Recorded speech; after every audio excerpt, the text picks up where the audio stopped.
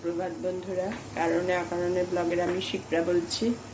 শরীরটা খুব একটা সুবিধার না বলে মর্নিং ওয়াকে আর আজকে বেরোয়নি।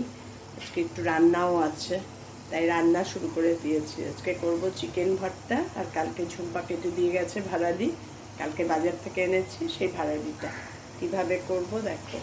মেয়াজ ছোট মেয়াজ 3 দিন পর 72 আওয়ার্স ডিউটি করে বাড়ি আসবে, আর ওই চিকেন ভর্তাটা খেতে খুব ভালোবাসে আমার হাতে। তা এখন কিছু চিকেন রান্না করলেই মাম চিকেন ভর্তা করবে, একঘেয়ে করতে করতে আমার বিরক্ত লেগে যায়। তা সেই জন্যই ওর জন্যই মেনলি আজকে চিকেন ভর্তাটা করছি। কীভাবে করছি, আজকে দুটো রান্না, এই রান্না আজকে শুরু করব। এখন চিকেন ভর্তা করার জন্য চিকেনটা আগে সেদ্ধ করে নিয়েছি, ভাড়ালিটা প্রেশারে একটা দুটো সিটি দিয়ে নিয়েছি। এবার রান্নাটা শুরু করছি। ভাড়ালিটা আগে করব, চিকেনটা ততক্ষণে সিদ্ধ হয়ে গেছে, নামাবো, রেডি করব, তারপরে ভাড়ালিটা করে নিই। সেই সময় ভাড়ালিটা করার জন্য একটা আলু দেবো, একটু আলু না দিলে না ভালো লাগে না, বন বাঁধে না। আর একটু গোবিন্দভোগ চাল দিয়ে করবো, একদম নিরামিষ ওয়েতে, কোনো মশলা দেব না। কিভাবে করছি দেখো, দারুণ লাগে খেতে। আর এই ভাড়ালিটা মানে করলে সবাই খায়, ভালো খায়। সবাই যেটা ভালো খায় সেটাই আমি করার চেষ্টা করি। তা যেটা বলছিলাম আমার ছোট মেয়ের কথা, দেখো ডাক্তারদের কি জীবন, 72 ঘন্টা ডিউটি করে আজকে আসবে, বৃহস্পতিবার গেছে, রোববার সকালে আসবে। না স্নান, না ঠিকমতো খাওয়া, এত পড়াশোনা করে ডাক্তারি পাস করে মানুষের সেবা করা, তারপরেও কপালে জোটে নাকি মার গুতো আজে বাজে কথা। যদি কোনোভাবে কিছুভাবে ফেলিওর হয়, ভালো হলে ভগবান, কি বলবে বলো।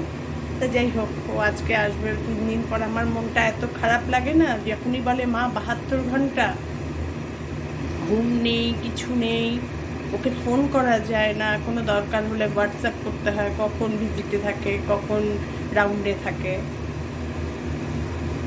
দুটো এলাচ, একটা ছোট দারচিনির টুকরো, আর একটু সাদা জিরে, এটাই ফোড়ন, এটাই মশলা।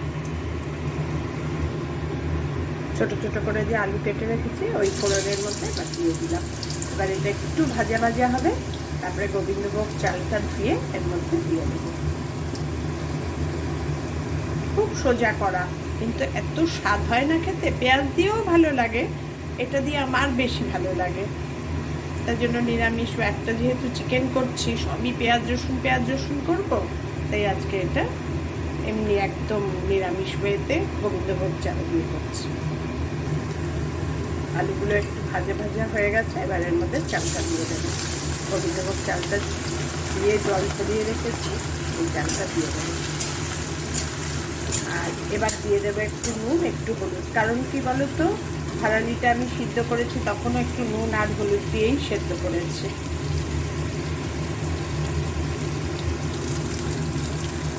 দিয়ে দেবো নুন, খুব বেশি দেবো না, আর দিয়ে দেবো একটু হলুদ।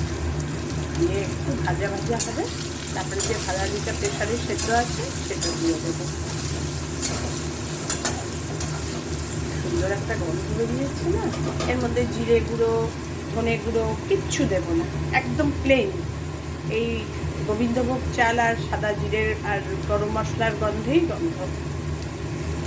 ভাড়ালিটা দেখো সেদ্ধ করে রেখেছি, এই জল শুদ্ধই এই ভাড়ালিটা এবার এই চাল আর আলু ভাজার মধ্যে দিয়ে দেবো।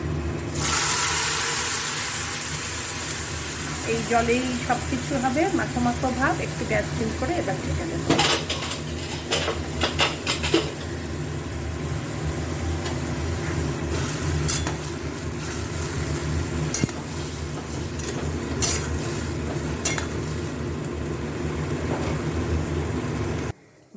ভাড়ালি বসিয়ে দিয়েছি, এবার চিকেনটা প্রসেসিং করব। চিকেনটা বয়েল করে নিয়েছি, এবার এটাকে হাত দিয়ে ছাড়িয়ে ছাড়িয়ে ছোট ছোট টুকরো করব। আর এই বয়েলিং স্ট্রুটাও রেখে দিয়েছি, এটা যতটুকু লাগবে ভর্তাতে দেবো, বাদ বাকি ফেলে দেবো।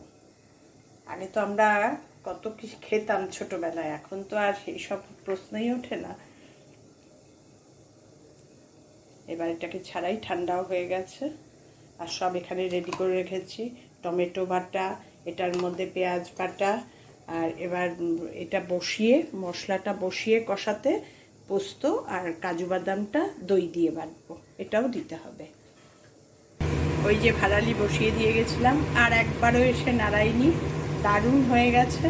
দেখো তোমাদের একবার নাড়িয়ে দেখাই। গ্যাস সিম করাই ছিল, পুরো জলটা শুষে গেছে, আর আলু টালু চাল মোটামুটি সব সেদ্ধ হয়ে গেছে।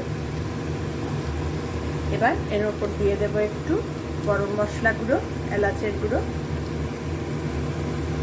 আর দিয়ে দেবো একটু ঘি। ব্যাস হয়ে গেল আমার গোবিন্দভোগ চাল দিয়ে ভাড়ালি বটি। ছোটবেলায় মারা বলতো ভাড়ালি বটি, আমরা তো এখন তরকারি বলি। ভাড়ালির তরকারি গোবিন্দভোগ চাল দিয়ে, এগুলো হচ্ছে মাদের ভাষা ছিল। এবার থেকে মাঝখানে একবার মানে ফোড়ন দিয়ে বসানোর পরেই মনে করো যে লঙ্কা দিইনি, তো লঙ্কা দিয়েছিলাম দুটো ফেলে। এই লঙ্কা এই ঝালেই ঝাল। এবার কষিয়ে সেই মাত্রে ঢেকে রেখে দেবো। এবার ভর্তা শুরু করবো। চিকেন ভর্তা করার জন্য কড়াইয়ে হোয়াইট অয়েল দিয়ে দিয়েছি, হোয়াইট অয়েল দিয়েই করবো। এবার দিয়ে দেবো পেঁয়াজ বাটা। পেঁয়াজ বাটাটা দিয়ে মোটামুটি একটু গরম নাড়াবো চাড়াবো, তারপরে দিয়ে দেবো রসুন আদা বাটা, দিয়ে দেবো টমেটো বাটা, সব দিয়ে একসঙ্গে কষাবো। দুটো ডিম সিদ্ধ করে রাখলাম, ওটা গার্নিশ করার সময় দেবো। আমি রান্নার মধ্যে দিই না, পরে পুরো ঘাটাঘাটি হয়ে যায় ডিম দিয়ে, ডিমের কুসুম টুসুম দিয়ে, এর জন্য গার্নিশের সময় দেবো বলে দুটো ডিম সিদ্ধ করে রাখলাম। পেঁয়াজটা মোটামুটি ভাজা হয়ে গেছে। এবার এর মধ্যে দিয়ে দেবো রসুন আদা কাঁচা লঙ্কা পেস্ট। এই ঝালটাই আমার ঝাল হবে, মানে আর আলাদা করে কিছু আমি ঝালের দেবো না। 2 চামচ রসুন আদা কাঁচা লঙ্কা পেস্ট দিয়ে আবার এটাকে একটু নাড়িয়ে চালিয়ে নেবো। নিয়ে এবার দিয়ে দেবো টমেটো পেস্ট। এক এক করে দিতে থাকবো আর কষাতে থাকবো।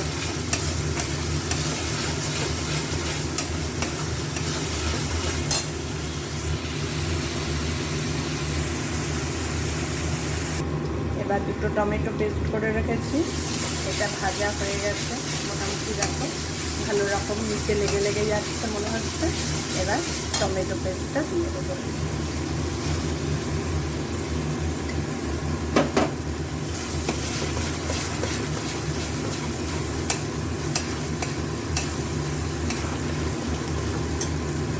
তার সঙ্গে দিয়ে দেব এই মশলাটা, সাজিরে আর সমস্ত গরম মশলা একসঙ্গে একটা প্যাকেটে ছিল।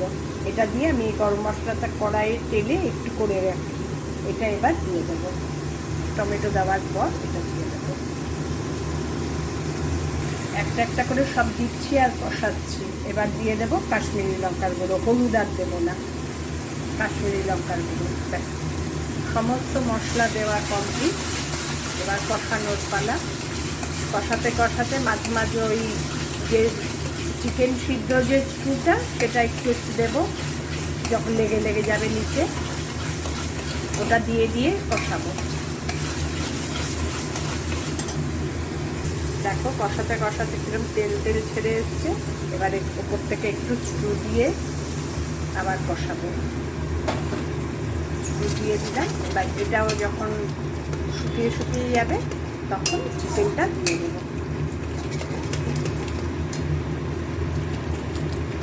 সব দিয়েছি, কিন্তু এখনো আসল জিনিসটাই দিইনি। কি বলতো, নুন। ওটাই দিতে ভুলে গেছিলাম। হঠাৎ মনে পড়লো নুন দিয়েছি না, নুন তো দিইনি। নুন দিয়ে দিলাম। নুন না দিলে দেখবে একটা অন্যরকম কালারই আসতে থাকে, সেই জিনিসটাই হয় না।